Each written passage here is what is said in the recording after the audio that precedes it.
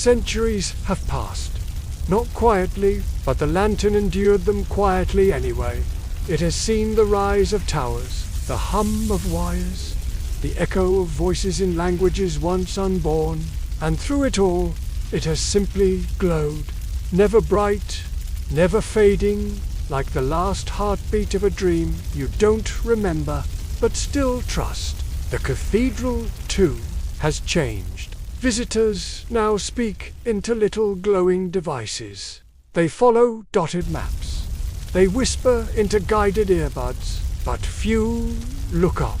Fewer still wander off path. Even fewer, but one does. A young historian, Ira. She is quiet, with a mind full of questions, and a heart full of something she doesn't yet have words for. She's here to write about forgotten architecture. Stonework no one studies anymore. Uncatalogued staircases, unmarked rooms.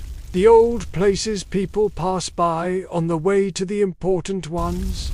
That's where she feels most at home. One fog-laced morning, she finds a door behind a linen storage closet. It creaks. The air beyond smells like earth and time. She steps inside.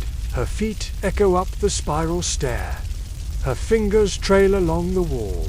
Then, a glow, faint, golden, like a star, trying not to be noticed, and they're resting in its carved alcove.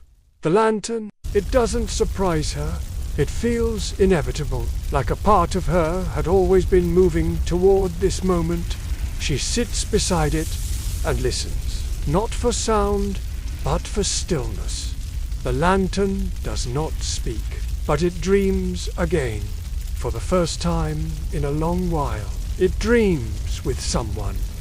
It shows her the mason's hands, the girl with the jars, the old man who climbed the stairs with a limp but descended lighter.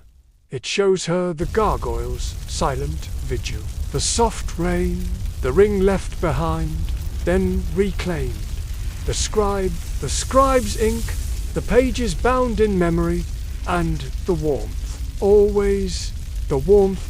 Ira doesn't know how long she sits there.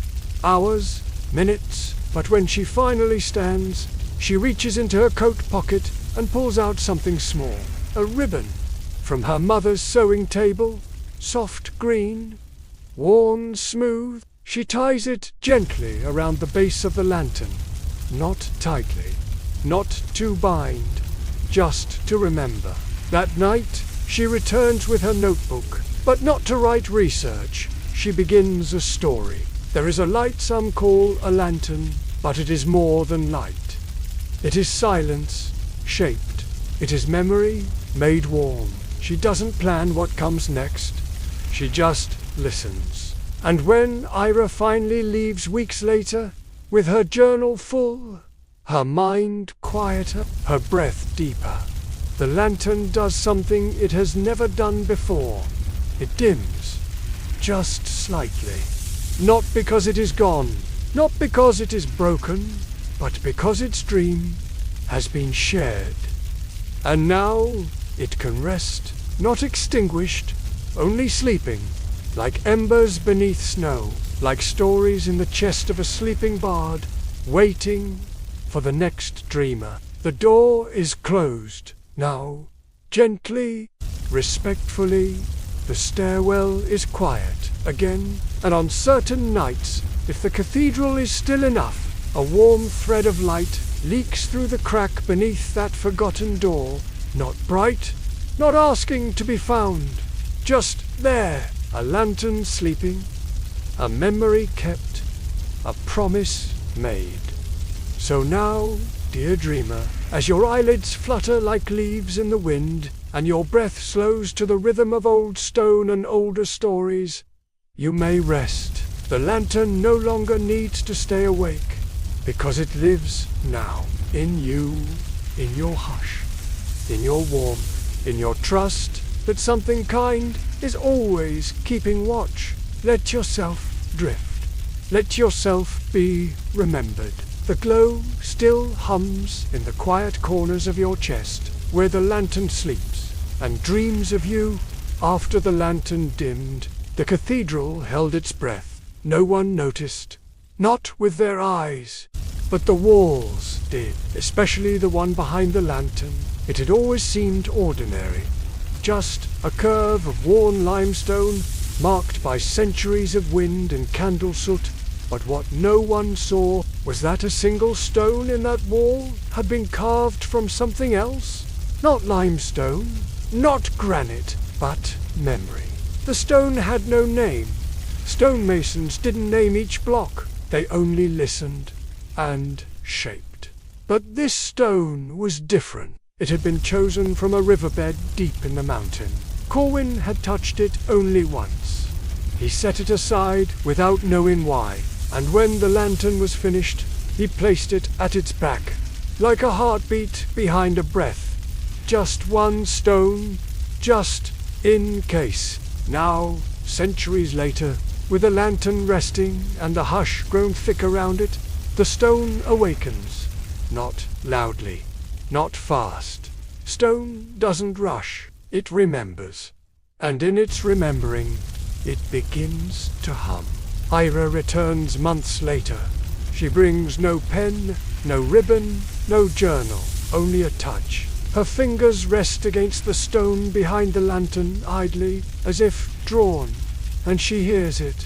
Not with ears, not with thought, with something else. The same way you hear your name in a dream. It doesn't say words. It doesn't say anything. But she understands. The stone remembers someone. Someone not yet found. Someone who will need this place. Someone who hasn't even been born. And so, the lantern must wait again. Not forever. Just until... Ira nods. She doesn't speak. She runs her hand gently across the edge of the lantern, as if to say, "Sleep a little longer. I'll keep watch." She leaves a folded scrap of vellum tucked under the base. No writing, just an impression. Her fingerprint. Then she seals the stairwell again. Not with lock and key, but with patience and trust. Some things must not be found until they are needed. Years pass, decades. The cathedral becomes a museum. Visitors come with glowing glasses, whispering instructions into the air. The old parts of the building are quietly set aside. Too fragile, too forgotten. The stairwell is now a structural curiosity. No one walks it, except one. Her name is Nia. She is 12. And curious. She likes the places that smell of dust and secrets. One day, during a school visit, her finger brushes a panel that doesn't quite click like the others. She leans. The wall opens. Just a little. Enough to let in a thread of warm air, and a sound like something waiting. Newer doesn't tell her classmates. She doesn't tell her teacher. She just returns that evening, alone, and climbs. Her shoes are too new for this old stone, but her heart is exactly the right age. She reaches the top and sees the lantern, faint, curled in the dark like a golden seed. She doesn't touch it. She sits across from it, cross-legged still. And she pulls a small object from her coat pocket. A carved owl, worn smooth at the edges. Her grandmother gave it to her before she forgot names, before the light behind her eyes began to fade. Newer places it gently beside the lantern, and whispers she used to hum when she cooked. The lantern flickers, once, twice, then glows. The warmth returns, so softly that Nor blinks. It's not brighter, it's deeper, like something waking up inside of her. Behind the lantern, the stone hums again. It recognizes her, not just because she came, but because she knew how to listen. Nor stays until moonrise. She doesn't fall asleep. But she does dream. When she leaves, she walks a little taller, a little slower, as though she is carrying something fragile and holy. and she is a light passed on. The lantern still glows, the wall still waits, and far beneath, the memory of the stonemason breathes once more. So now, gentle soul, if you've wandered this far, if you've listened this long, know that you, too, are part of the story. You've touched the glow, you've heard the hum, and maybe, just maybe, the stone remembers you.